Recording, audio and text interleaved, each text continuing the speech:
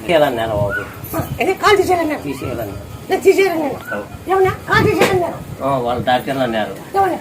డాక్టర్లు కాదు ఇంకా ఎండిపోయింది తీసేయాలన్నారు. వీడు వచ్చి నేను ముక్కును పోయినా. బాగుంది. చెప్తాను. బంతిపూ ఆకు, యాపాకు, పసుపు పిల్లకుండా అంతే రసం పిండి ఆకు పెట్టు. అటు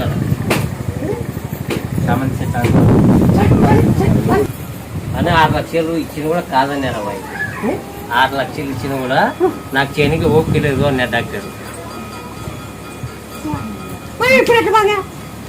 మేము ముత్యాలమ్మని నమ్ముకునేవా అమ్మనే ఇంకా మనం